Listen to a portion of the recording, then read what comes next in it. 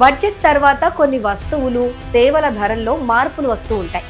ఈసారి వేటి ధరలు తగ్గుతాయి, వేటి ధరలు పెరిగాయి తెలుసుకుందాం రండి. ముఖ్యంగా ఈసారి బడ్జెట్లో తీసుకున్న నిర్ణయాలతో కొన్ని రకాల పరికరాలు, ఔషధాల ధరలు తగ్గనున్నాయి.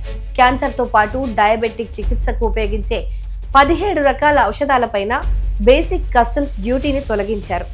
దీంతో వీటి ధరలు తగ్గనున్నాయి. కొన్ని రకాల అరుదైన వ్యాధులకు ఉపయోగించే మందుల ధరలు కూడా తగ్గుతున్నాయి. సోలార్ ప్యానెల్స్ ధరలు కూడా తగ్గనున్నాయి. వీటికి సంబంధించిన మెటీరియల్ పైన బేసిక్ కస్టమ్స్ డ్యూటీని తొలగించారు. అలాగే స్మార్ట్ ఫోన్లు, టాబ్లెట్ల ధరలు కూడా తగ్గనున్నాయి. అయితే భారత్లో తయారయ్యే స్మార్ట్ ఫోన్లు, ట్యాబ్స్కే ఇది వర్తిస్తుంది.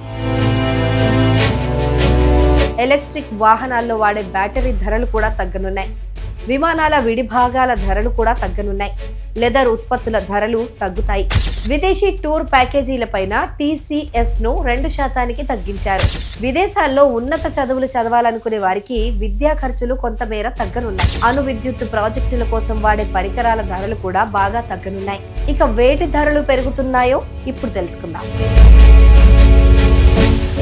ఆల్కహాల్, సిగరెట్లు, బీడీలు, పాన్ మసాలా, గుట్కా ధరలు బాగా పెరగనున్నాయి. విలాసవంతమైన వాచీల ధరలు కూడా బాగా పెరగనున్నాయి. ఆదాయపు వివరాలు సరిగ్గా చూపని వారికి విధించే ఫైన్ను 100% పెంచుతూ నిర్ణయం తీసుకున్నారు.